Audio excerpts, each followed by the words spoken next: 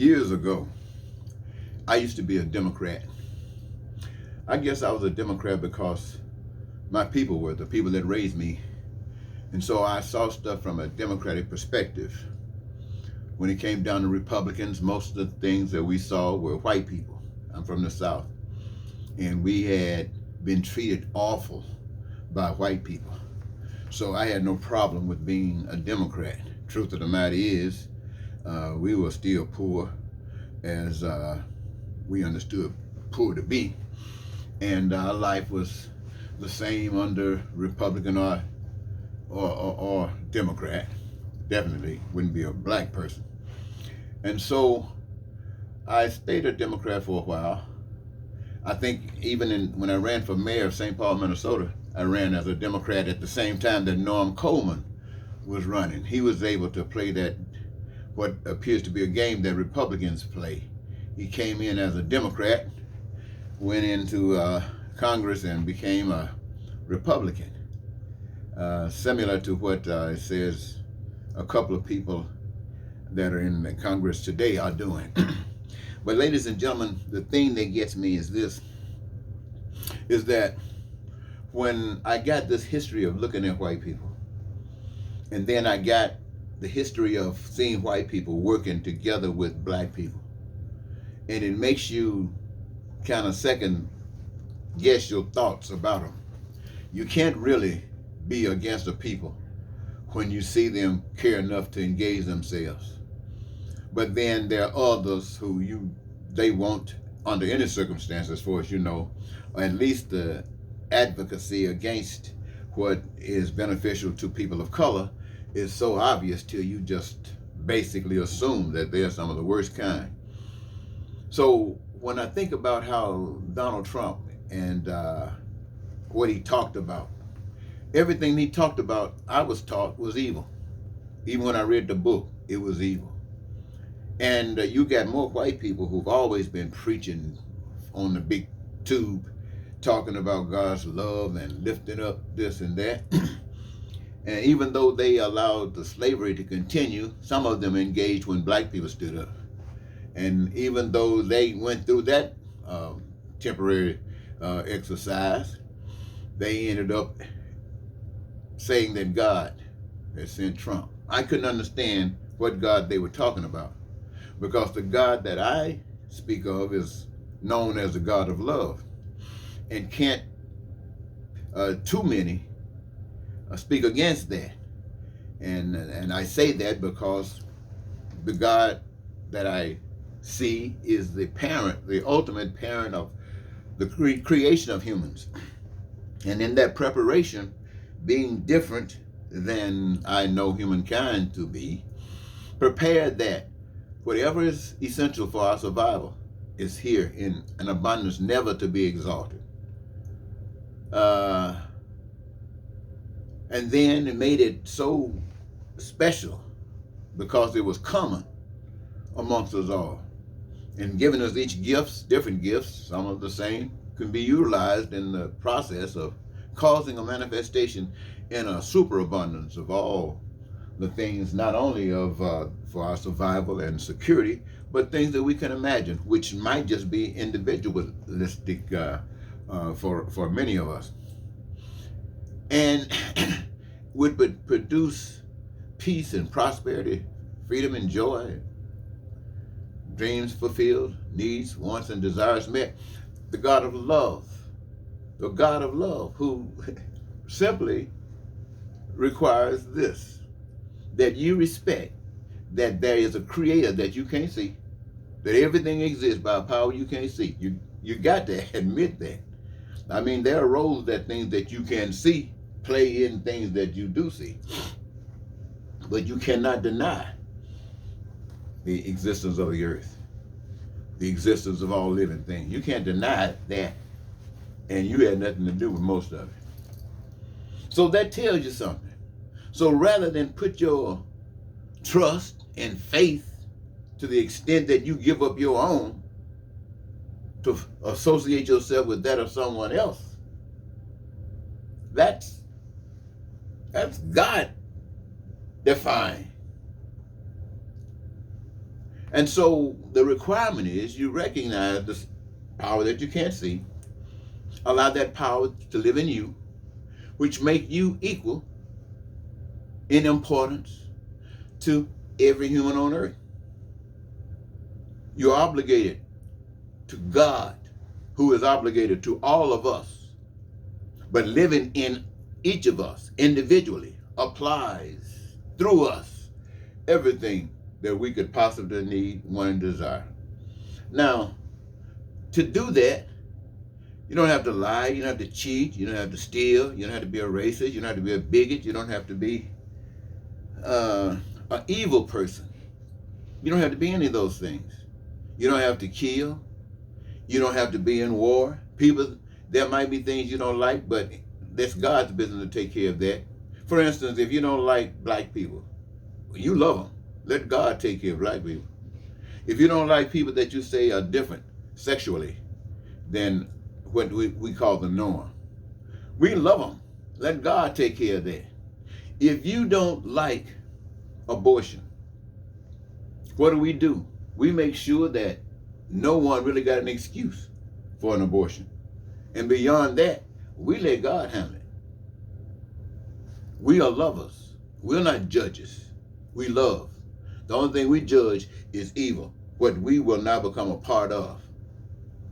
But we'll do all we can to eradicate, in the degree that we have been given the authority to, any needs. So there won't be any excuse. For instance, like I'm telling you today about a God of love. I'm telling you that, and you're listening to me, but you're not listening what I'm saying on any social media platform, any major news stations.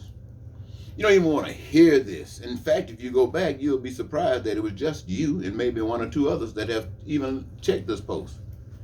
And as far as like goes, you might find one, and if I can kind of count on that because it's from me.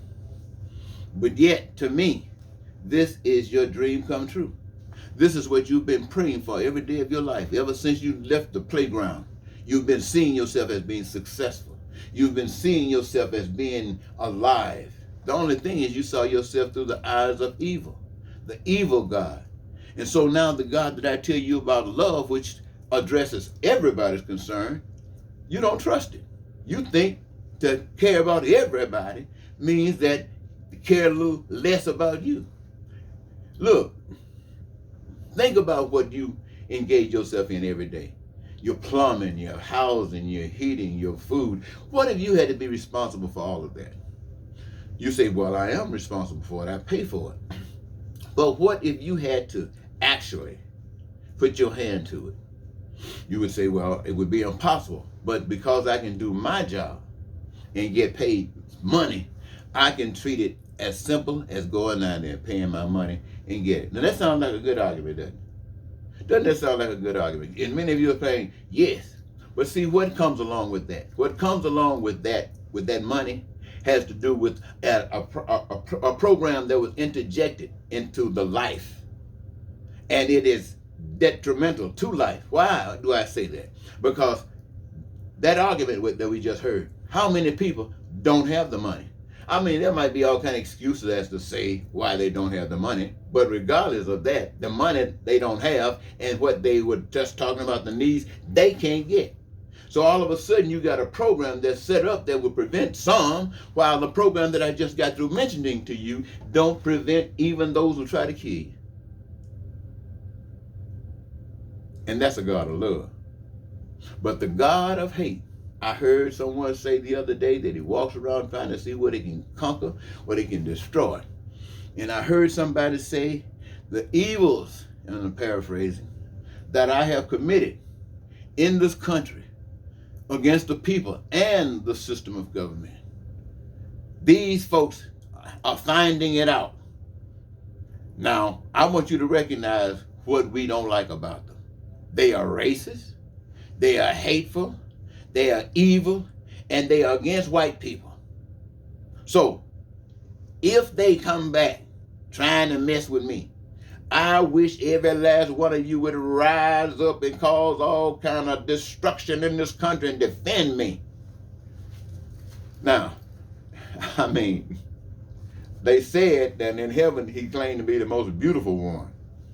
Down here, he's the only one that can fix it.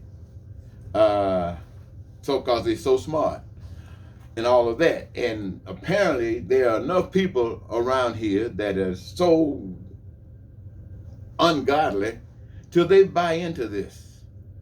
But my mission here today is to say there's a difference. Now, I want, for me, and I'm just speaking for me now, I'm not speaking for anyone else. But what I mentioned to you about the God of love, I know you can't be in it every minute on the money, especially when you're learning. And so people are not being judged for that, but they're being judged about what the pursuit is, what your aim is, what are you trying to do, and what is the evidence. So what I'm saying is when I see these systems, when I see poverty, when I see people cars in the yard need to be fixed, they can't get them fixed because they can't afford it. Can't even afford to go get gas. When I see people's houses becoming dilapidated, when I see ghettos being erected, and I'm seeing other people going through all this change, and when I see people start putting frowns in their face, then that tells you a lot of ugly stuff is going on. A lot of ugly stuff. And to me, people who are people of love wouldn't stand for that. No, not be sitting up in the house complaining at the table saying this ain't right. Not sitting at the table saying what is the government is going to do. It is not about what the government is going to do. It's what you are going to do, because you are the power behind the government. And if you're sitting down, the government is sitting down. So you got to stand up. What is your statement? And make sure that it is heard. Why? And no shame in your game, because you represent love.